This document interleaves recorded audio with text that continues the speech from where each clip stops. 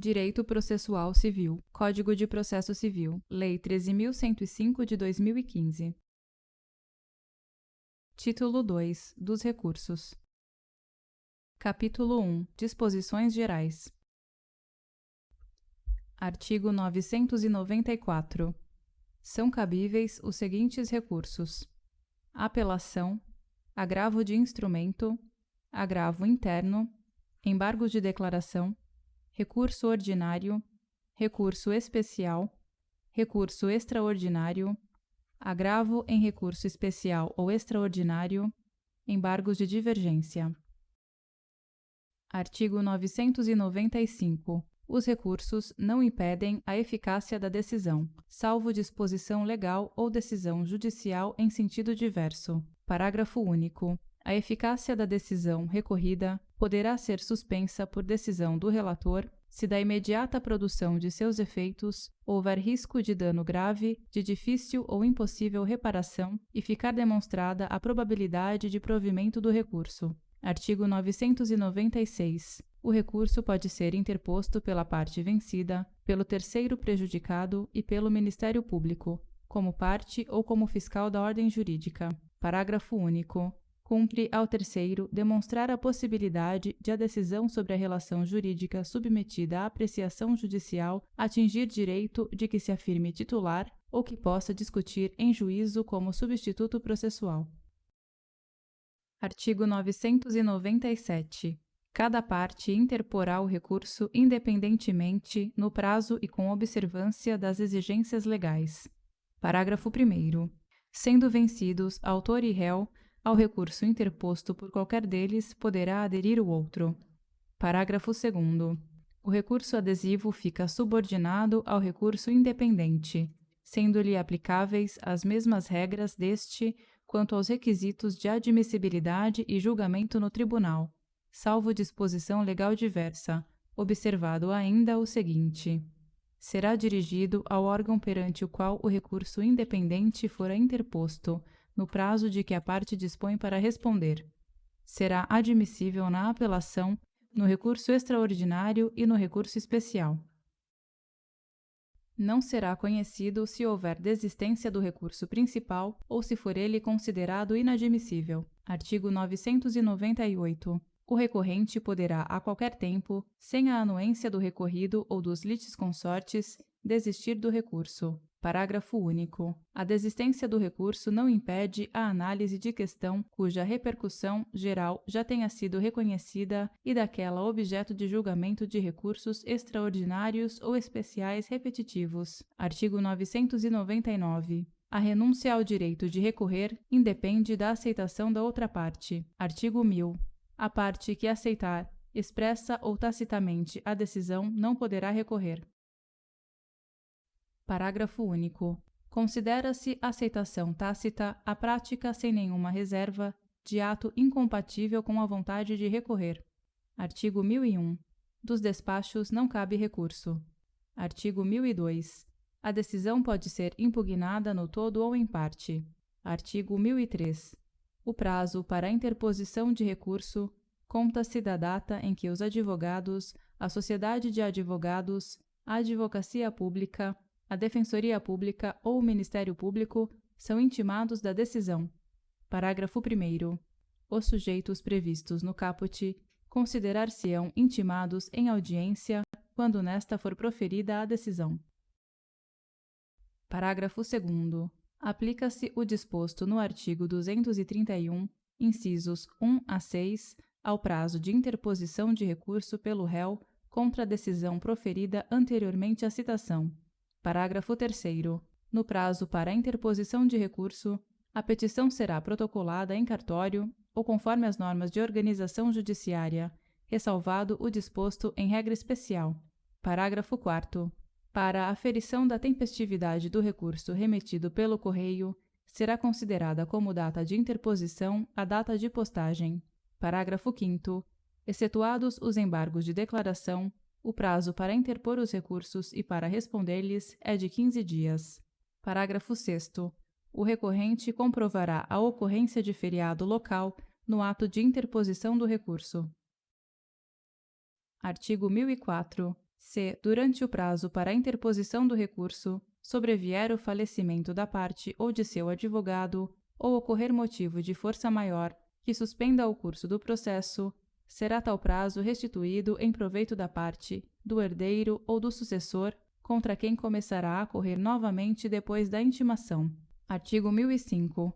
O recurso interposto por um dos litisconsortes a todos aproveita, salvo se distintos ou opostos os seus interesses. Parágrafo único. Havendo solidariedade passiva, o recurso interposto por um devedor aproveitará aos outros quando as defesas opostas ao credor lhes forem comuns. Artigo 1006. Certificado o trânsito em julgado, com menção expressa da data de sua ocorrência, o escrivão ou o chefe de secretaria, independentemente de despacho, providenciará a baixa dos autos ao juízo de origem no prazo de 5 dias. Artigo 1007. No ato de interposição do recurso, o recorrente comprovará, quando exigido pela legislação pertinente, o respectivo preparo, inclusive porte de remessa e de retorno, sob pena de deserção. Parágrafo 1º. São dispensados de preparo, inclusive porte de remessa e de retorno, os recursos interpostos pelo Ministério Público, pela União, pelo Distrito Federal, pelos Estados, pelos municípios e respectivas autarquias e pelos que gozam de isenção legal. Parágrafo 2º. A insuficiência no valor do preparo, inclusive porte de remessa e de retorno, implicará deserção se o recorrente, intimado na pessoa de seu advogado, não vier a supri-lo no prazo de 5 dias. Parágrafo 3º. É dispensado o recolhimento do porte de remessa e de retorno no processo em autos eletrônicos. Parágrafo 4º. O recorrente que não comprovar no ato de interposição do recurso o recolhimento do preparo, inclusive porte de remessa e de retorno, será intimado na pessoa de seu advogado para realizar o recolhimento em dobro, sob pena de deserção. Parágrafo 5º. É vedada a complementação se houver insuficiência parcial do preparo, inclusive porte de remessa e de retorno, no recolhimento realizado na forma do parágrafo 4º. Parágrafo 6º. Provando o recorrente justo impedimento, o relator relevará a pena de deserção por decisão irrecorrível, fixando-lhe prazo de 5 dias para efetuar o preparo. Parágrafo 7º. O equívoco no preenchimento da guia de custas não implicará a aplicação da pena de deserção, cabendo ao relator, na hipótese de dúvida quanto ao recolhimento, intimar o recorrente para sanar o vício no prazo de 5 dias. Artigo 1008. O julgamento proferido pelo tribunal substituirá a decisão impugnada no que tiver sido objeto de recurso. Capítulo 2. Da apelação. Artigo 1009. Da sentença cabe a apelação. Parágrafo 1º. As questões resolvidas na fase de conhecimento, se a decisão a seu respeito não comportar agravo de instrumento, não são cobertas pela preclusão e devem ser suscitadas em preliminar de apelação eventualmente interposta contra a decisão final ou nas contrarrazões. Parágrafo 2º. Se as questões referidas no parágrafo 1º forem suscitadas em contrarrazões, o recorrente será intimado para, em 15 dias, manifestar-se a respeito delas. Parágrafo 3º. O disposto no caput deste artigo aplica-se mesmo quando as questões mencionadas no artigo 1015 integrarem capítulo da sentença. Artigo 1010. A apelação interposta por petição dirigida ao juízo de primeiro grau conterá os nomes e a qualificação das partes, a exposição do fato e do direito, as razões do pedido de reforma ou de decretação de nulidade, o pedido de nova decisão. Parágrafo 1º. O apelado será intimado para apresentar contrarrazões no prazo de 15 dias. Parágrafo 2º. Se o apelado interpuser apelação adesiva, o juiz intimará o apelante para apresentar contrarrazões. Parágrafo 3º. Após as formalidades previstas nos parágrafos 1º e 2º, os autos serão remetidos ao tribunal pelo juiz, independentemente de juízo de admissibilidade. Artigo 1011.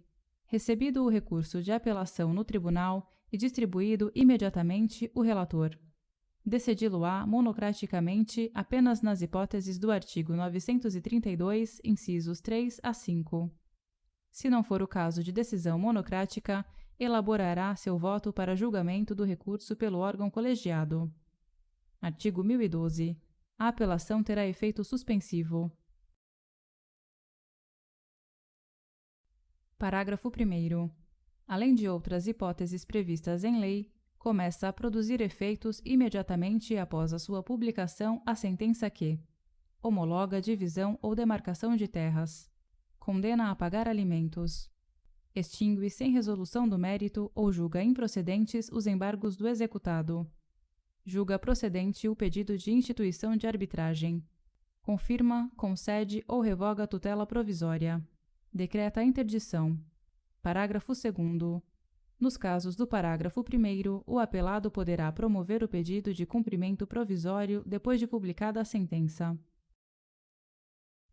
Parágrafo 3º. O pedido de concessão de efeito suspensivo nas hipóteses do parágrafo 1º poderá ser formulado por requerimento dirigido ao tribunal no período compreendido entre a interposição da apelação e a sua distribuição, ficando o relator designado para seu exame prevento para julgá-la. Relator, se já distribuída a apelação. Parágrafo 4º. Nas hipóteses do parágrafo 1º, a eficácia da sentença poderá ser suspensa pelo relator se o apelante demonstrar a probabilidade de provimento do recurso ou se, sendo relevante a fundamentação, houver risco de dano grave ou de difícil reparação. Artigo 1013. A apelação devolverá ao tribunal o conhecimento da matéria impugnada. Parágrafo 1º. Serão, porém, objeto de apreciação e julgamento pelo tribunal todas as questões suscitadas e discutidas no processo, ainda que não tenham sido solucionadas, desde que relativas ao capítulo impugnado. Parágrafo 2º. Quando o pedido ou a defesa tiver mais de um fundamento e o juiz acolher apenas um deles, a apelação devolverá ao tribunal o conhecimento dos demais. Parágrafo 3º. Se o processo estiver em condições de imediato julgamento, o tribunal deve decidir desde logo o mérito quando reformar a sentença fundada no artigo 485, decretar a nulidade da sentença por não ser ela congruente com os limites do pedido ou da causa de pedir, constatar a omissão no exame de um dos pedidos, hipótese em que poderá julgá-lo, decretar a nulidade de sentença por falta de fundamentação. Parágrafo 4º. Quando reformar a sentença que reconheça a decadência ou a prescrição, o tribunal, se possível, julgará o mérito examinando as demais questões, sem determinar o retorno do processo ao juízo de primeiro grau. Parágrafo 5º. O capítulo da sentença que confirma, concede ou revoga a tutela provisória é impugnável na apelação. Artigo 1014. As questões de fato não propostas no juízo inferior poderão ser suscitadas na apelação, se a parte provar que deixou de fazê-lo por motivo de força maior. Capítulo 3. Do agravo de instrumento. Artigo 1015. Cabe agravo de instrumento contra as decisões interlocutórias que versarem sobre tutelas provisórias, mérito do processo, rejeição da alegação de convenção de arbitragem, incidente de desconsideração de personalidade jurídica, rejeição do pedido de gratuidade da justiça ou acolhimento do pedido de sua revogação, exibição ou posse de documento ou coisa, exclusão de litisconsorte, rejeição do pedido de limitação do litisconsórcio, admissão ou inadmissão de intervenção de terceiros, concessão, modificação ou revogação do efeito suspensivo aos embargos à execução, redistribuição do ônus da prova nos termos do artigo 373, parágrafo 1º. Outros casos expressamente referidos em lei. Parágrafo único. Também caberá agravo de instrumento contra decisões interlocutórias proferidas na fase de liquidação de sentença ou de cumprimento de sentença no processo de execução e no processo de inventário. Artigo 1016. O agravo de instrumento será dirigido diretamente ao tribunal competente, por meio de petição com os seguintes requisitos: os nomes das partes, a exposição do fato e do direito, as razões do pedido de reforma ou de invalidação da decisão e o próprio pedido, o nome e o endereço completo dos advogados constantes do processo. Artigo 1017. A petição de agravo de instrumento será instruída, obrigatoriamente com cópias da petição inicial, da contestação, da petição que ensejou a decisão agravada, da própria decisão agravada, da certidão da respectiva intimação ou outro documento oficial que comprove a tempestividade e das procurações outorgadas aos advogados do agravante e do agravado, com declaração de inexistência de qualquer dos documentos referidos no inciso 1, feita pelo advogado do agravante, sob pena de sua responsabilidade pessoal, facultativamente com outras peças que o agravante reputar úteis. Parágrafo 1º.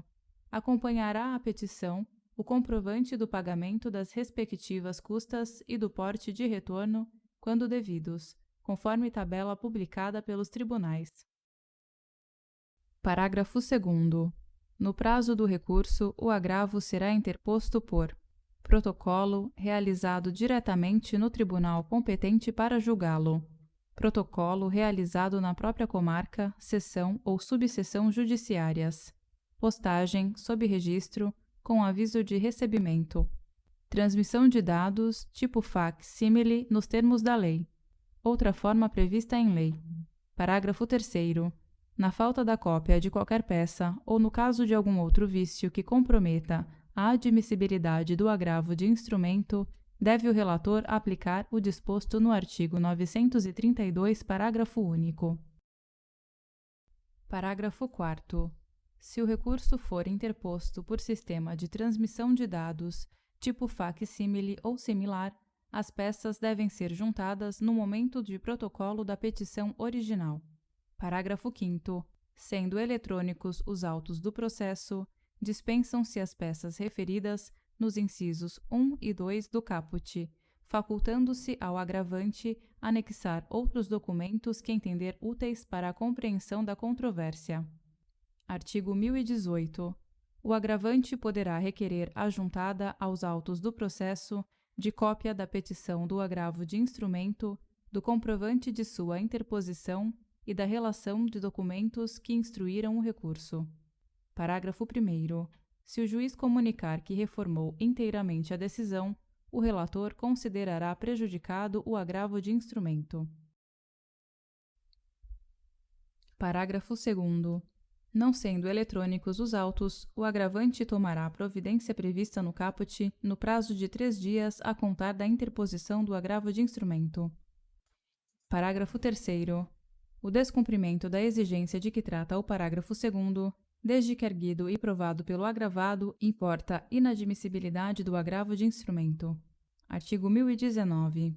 Recebido o agravo de instrumento no tribunal e distribuído imediatamente, se não for o caso de aplicação do artigo 932, incisos 3 e 4, o relator, no prazo de 5 dias, poderá atribuir efeito suspensivo ao recurso ou deferir em antecipação de tutela, total ou parcialmente, a pretensão recursal, comunicando ao juiz sua decisão. Ordenará a intimação do agravado pessoalmente, por carta com aviso de recebimento, quando não tiver procurador constituído, ou pelo Diário de Justiça ou por carta com aviso de recebimento dirigida ao seu advogado, para que responda no prazo de 15 dias, facultando-lhe juntar a documentação que entender necessária ao julgamento do recurso. Determinará a intimação do Ministério Público, preferencialmente por meio eletrônico, quando for o caso de sua intervenção, para que se manifeste no prazo de 15 dias. Artigo 1020. O relator solicitará dia para julgamento em prazo não superior a 1 mês da intimação do agravado. Capítulo 4. Do agravo interno. Artigo 1021. Contra a decisão proferida pelo relator, caberá agravo interno para o respectivo órgão colegiado, observadas, quanto ao processamento, as regras do regimento interno do Tribunal. Parágrafo 1º.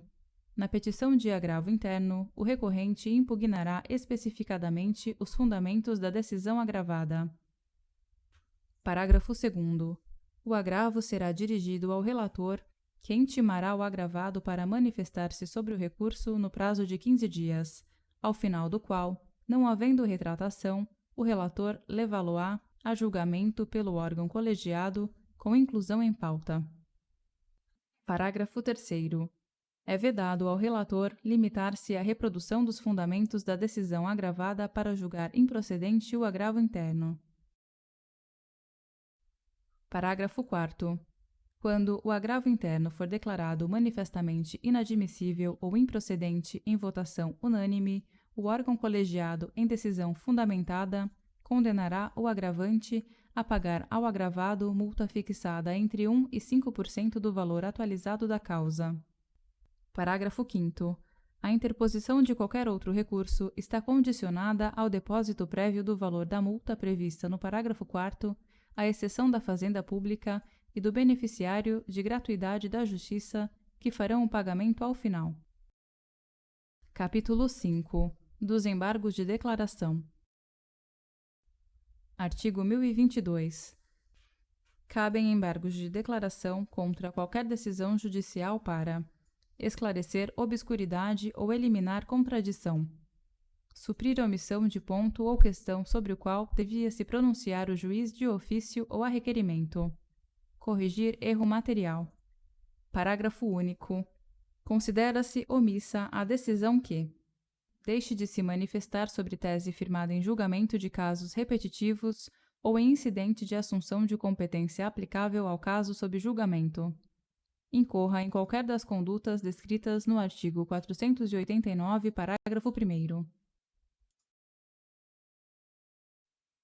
Artigo 1023. Os embargos serão opostos no prazo de 5 dias, em petição dirigida ao juiz com indicação do erro, obscuridade, contradição ou omissão e não se sujeitam a preparo. Parágrafo 1º. Aplica-se aos embargos de declaração o artigo 229. Parágrafo 2º. O juiz intimará o embargado para, querendo, manifestar-se no prazo de 5 dias sobre os embargos opostos, caso seu eventual acolhimento implique a modificação da decisão embargada. Artigo 1024. O juiz julgará os embargos em 5 dias. Parágrafo 1º. Nos tribunais, o relator apresentará os embargos em mesa na sessão subsequente, proferindo voto e, não havendo julgamento nessa sessão, será o recurso incluído em pauta automaticamente. Parágrafo 2º. Quando os embargos de declaração forem opostos contra a decisão de relator ou outra decisão unipessoal proferida em tribunal, o órgão prolator da decisão embargada decidi-los-á monocraticamente. Parágrafo 3º. O órgão julgador conhecerá dos embargos de declaração como agravo interno, se entender ser este o recurso cabível, desde que determine previamente a intimação do recorrente para, no prazo de 5 dias, complementar as razões recursais, de modo a ajustá-las às exigências do artigo 1021, parágrafo 1º. Parágrafo 4º. Caso o acolhimento dos embargos de declaração implique modificação da decisão embargada, o embargado que já tiver interposto outro recurso contra a decisão originária tem o direito de complementar ou alterar suas razões, nos exatos limites da modificação, no prazo de 15 dias, contado da intimação da decisão dos embargos de declaração. Parágrafo 5º.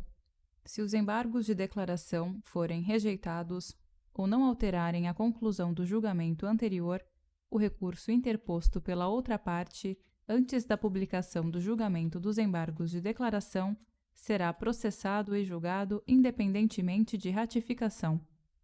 Artigo 1025. Consideram-se incluídos no acórdão os elementos que o embargante suscitou para fins de pré-questionamento, ainda que os embargos de declaração sejam inadmitidos ou rejeitados, caso o Tribunal Superior considere existentes erro, omissão, contradição ou obscuridade.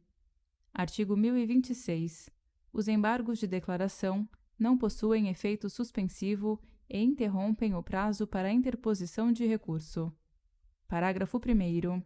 A eficácia da decisão monocrática ou colegiada poderá ser suspensa pelo respectivo juiz ou relator se demonstrada a probabilidade de provimento do recurso ou sendo relevante a fundamentação se houver risco de dano grave ou de difícil reparação.